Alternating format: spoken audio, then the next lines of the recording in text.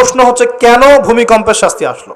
উত্তর, আল্লাহ পাক ওদের কয়েকটা পাপ বলছেন। এক নাম্বার আল্লাহ ওদেরকে বলছেন ওয়াজিনু বিল কিসতাসিল মুস্তাকিম, তোমরা ওজনে সঠিকভাবে মাপ দিবে। কওমে মাদিয়ান মাপে কম দিত, এই মাপে কম দেওয়ার একটা পাপের কারণে ভূমিকম্পের শাস্তি এসেছে। কোরআন কথা বলছে। এই সমস্যা সমাজে আছে কি নাই? আচ্ছা, আরো বলছে ওয়ালা তাবখাসুন নাস আশিয়াহুম, হে তোমরা মানুষের সম্পদ অন্যায়ভাবে দুই নাম্বারি করে ভোগ করিও না। এই দুই নাম্বারি করে অন্যের সম্পদ ভোগ করার এই পাপটা সমাজে এখন আছে কি নাই? আরেকটা হচ্ছে যে তারা অপচয় করত, মাপে কম দিত, মানুষের সম্পদ অন্যায়ভাবে লুটপাট করে খেত। এই সময় আল্লাহ রাব্বুল আলামিন ওদেরকে সতর্ক করেছেন শুআয়ব আলাইহিস সালামকে দিয়ে, তারা কথা শোনে নাই। আল্লাহ রাব্বুল আলামিন ভূমিকম্প দিয়ে পুরো জাতিকে ধ্বংস করেছে। তাহলে পৃথিবীর ইতিহাসে এই ভূমিকম্প নতুন না আগে হয়েছে? এই ভূমিকম্প এখন আবার নতুন করে বেশি বেশি হচ্ছে কিনা? এই ভূমিকম্পের অপরাধ আল্লাহ পাক কি বললেন? মাপে কম দেয়া, অন্যের সম্পদ অন্যায়ভাবে আত্মসাৎ করা এবং কি অপচয় করা। কোন কম করেছে এই কাজগুলা? কওমে মাদিয়ান। এখন আসেন কওমে মাদিয়ান থেকে নবী সাল্লাল্লাহু আলাইহি ওয়াসাল্লাম কি বলছেন। এবার আমাদের নবীজি বলছেন যে শোনো, বাইনা ইয়াদাই সাআহ, একটু মনোযোগ দেন, আমি 3-4টা হাদিস বলে শেষ করছি। বাইনা ইয়াদাই সাআহ, আমাদের নবীজি বলছেন এবার শোনো, হে আমার উম্মত তোমরা সতর্ক হও, শোনো, কিয়ামতের আগে আগে আসবে মুতানুন শাদীদ। মুতান মানে দ্বিবচন, মানে দুটো বড় বড় মহামারী। কয়টা বড় বড় মহামারী? হিসেব করে দেখেন তো যে পৃথিবীতে মহামারীর সূচনা থেকে নিয়ে এই পর্যন্ত কোন মহামারীগুলো সবচেয়ে বড় ছিল। এটার স্টাডি আপনি করবেন, আমি বলে দিব না। এগুলো স্টাডি আপনারা করবেন, আমি বলে দিব না। মুতানুন শাদীদ, বড় বড় দুটো মহামারী আসবে পৃথিবীতে কিয়ামতের আগে আগে। কয়টা আসবে? ওয়া বা'দাহু, এবং এই মহামারীর পরে আসবে। এই মহামারীর পরে আসবে, একটা মহামারী গেছে।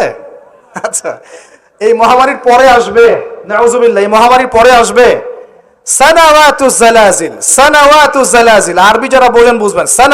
সানা মানে হচ্ছে একটা বছর, সানা মানে কি? এক বছর। সানাওয়াত মানে প্লুরাল নাম্বার, অনেকগুলো বছর। জালজালা মানে হচ্ছে আপনার ভূমিকম্প। জালাজিল মানে কি?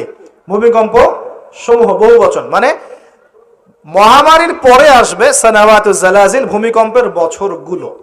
মানে বছর ধরে, বছরের পর বছর ধরে পৃথিবীতে বিভিন্ন জায়গায় ভূমিকম্প হতে থাকবে। কে বলেছেন?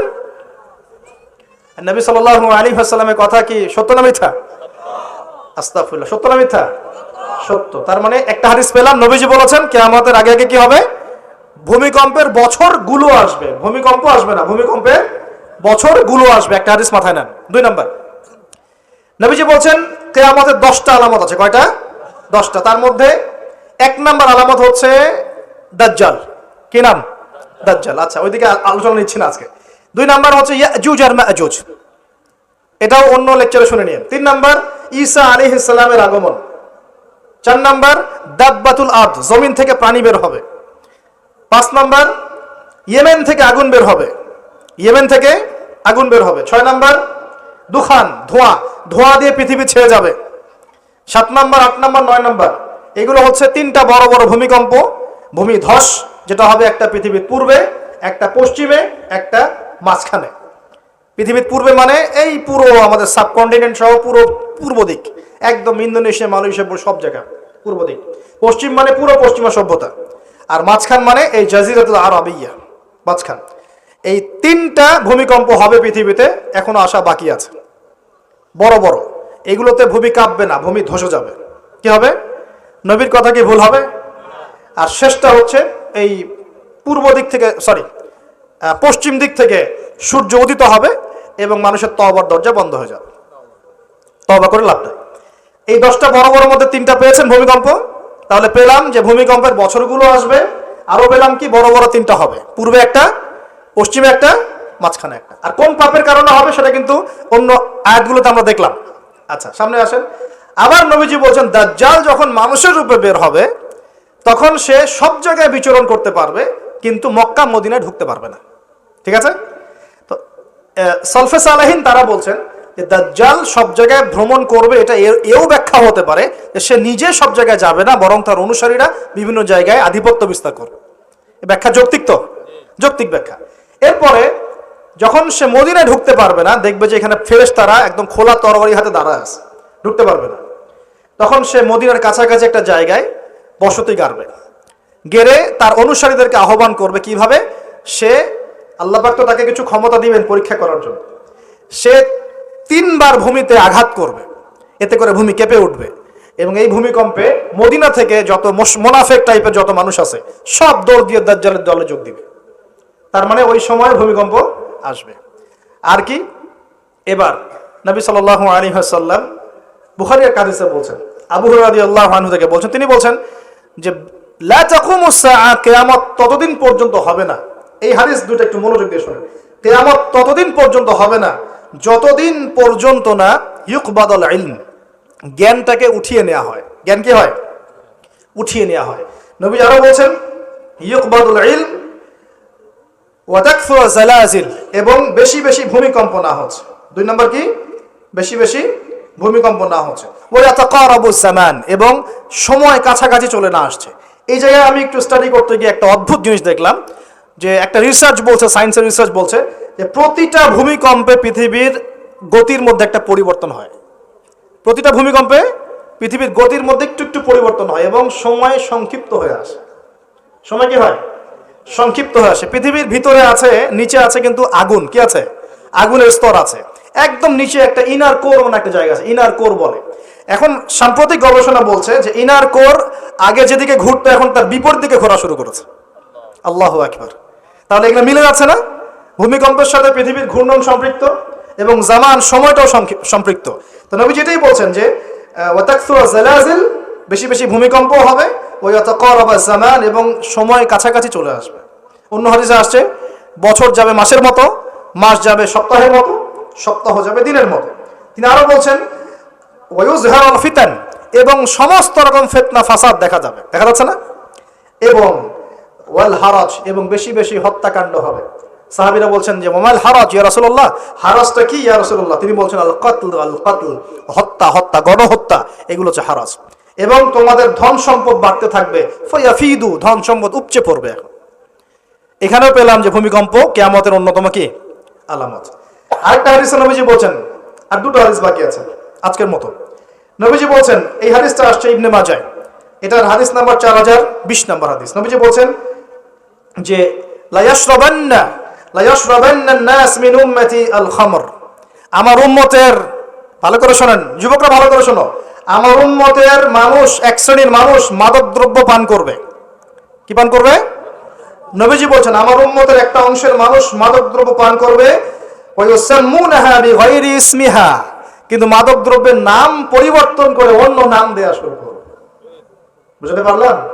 এখন কে বলে মাদক? আমরা বলি এখন হুইস্কি, রাম, আর কি ভাই, ইয়াবা, হ্যাঁ, কত নাম বের হয়েছে। ওয়া ইউসাম্মুনাহা বিগাইরি ইসমিহা ইউযাফু আন রুউসিহিম বিল মাআজিফ। এটা আরো অ্যামেজিং। নবীজি বলছেন ওই মানুষগুলো যারা মাদকদ্রব্য পান করে নাম ভিন্ন দিবে, তাদের কানের পাশে বাদ্যযন্ত্র বাজবে। এখন কানের পাশে বাদ্যযন্ত্র বাজে কিভাবে? তোমার ব্লুটুথ আর ইয়ারফোন দিয়ে। বুঝতে পারো না? মনে হয় এইভাবে শব্দ আসলো কিভাবে হাদিসের মধ্যে? নবীজি এইভাবে শব্দ প্রয়োগ করলেন কেন? তাদের মাথার পাশে, কানের পাশে বাদ্যযন্ত্র কেমন করে বাজবে? তোমার কানের ভিতরে ঢুকানো আছে বাদ্যযন্ত্র, আছে না? এই যে এটা এই জামানার সাথে সম্পৃক্ত। ওয়াল মুগান্নিয়াত মানে হচ্ছে ওই যে গায়িকা, নর্তকী, এবং তারা গায়িকা নর্তকীদেরকে নিয়ে সময় কাটাবে। আল্লাহ পাক তাদেরকে শাস্তি দিবেন কিভাবে? ইয়াখসিফুল্লাহু বিহিমুল আরদ, নাউযুবিল্লাহ। আল্লাহ পাক ওই মানুষগুলোকে সহ জমিনটাকে ধসিয়ে দিবে একেবারে। কি পাপের কারণে? মাদক দ্রব্য খাওয়া এবং তার নাম ভিন্ন করে হালাল করে খাওয়া। আস্তাগফিরুল্লাহ। 2 নম্বর হচ্ছে বাদ্যযন্ত্র, কি কানের পাশে বাদ্যযন্ত্র প্লে করা, আর মুগান্নিয়াত মানে হচ্ছে নর্তকী, গায়িকাদেরকে নাচানো।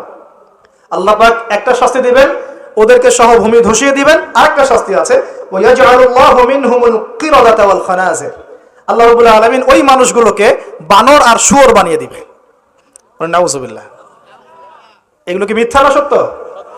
সাদাকাল্লাহুল আযীম ওয়া সাদাকা রাসূলুল কারীম। আল্লাহ পাক সত্য বলেছেন, তার রাসূল সত্য বলেছেন। সর্বশেষ হাদিস, আজকের মাহফিলের সর্বশেষ হাদিস, এবং এই হাদিস থেকে আমরা বুঝতে পারবো কি কি পাপ আমাদের করা যাবে না আর কি কি পাপ করলে শাস্তিটা আসবে। হাদিসটা হচ্ছে আন আবি হুরায়রা রাদিয়াল্লাহু আনহু قال قال رسول الله صلى الله عليه وسلم اذا اتخذ الفيء دولا। ভালো করে শুনেন, নবী সাল্লাল্লাহু আলাইহি ওয়াসাল্লাম বলেছেন, যখন গনিমতের মাল বা রাষ্ট্রীয় সম্পদগুলোকে ব্যক্তিগত মাল মনে করা হবে। এক নাম্বার কি, যখন গনিমতের মাল বা রাষ্ট্রীয় যুদ্ধলব্ধ সম্পদগুলোকে নিজের মনে করা হবে। ওয়াল আমানাতু মাগনামান, এবং আমানত রাখা হলে সেটাকে কি মনে করা হবে? গনিমত। আমানত রাখা হলে গনিমত মনে করে খেয়ে ফেলবে আর কি, মানে লুট করে খাবে। ওয়াজ যাকাতু মাগরামান, এবং যাকাত, এই যাকাতের বিধানটাকে খুব বোঝা মনে করা হবে। যাকাত খুব বার্ডেন, খুব বোঝা। 3 নাম্বার 4 ওয়া তুআল্লিমা লিগাইরি দ্বীন, দ্বীনের জ্ঞান বিবর্জিত শিক্ষা চালু করা হবে। সুবহানাল্লাহ, মিলতেছে কি না? দ্বীনি জ্ঞান বিবর্জিত, ধর্ম বিবর্জিত শিক্ষার প্রচলন হবে। ও আতাআর রাজুলু ইমরাআতাহ, এবং এই যে পরিবারের কর্তা যারা আছে এরা সব মহিলার আঁচল ধরে বসে থাকবে। বুঝতে পারতেছেন না? পরিবারের কর্তারা স্ত্রীদের আঁচল ধরে ঘুরবে আর কি করবে? ওয়াক্কা উম্মাহ, এবং তার মায়ের অবাধ্য হবে, মানে মায়ের চাইতে বউকে বেশি প্রাধান্য দিবে, বউয়ের আঁচল ধরে ঘুরবে। আর নবীজি বলছেন ওয়াল আদনা সাদিকাহ, বন্ধু বান্ধবকে খুব কাছে টেনে নিবে, বন্ধু বান্ধবকে কাছে টেনে নিয়ে ওয়াকসা আবাহ, তার বাবাকে দূরে ফেলে দিবে। মিলতেছে কিনা? বুঝতেছেন না কথা?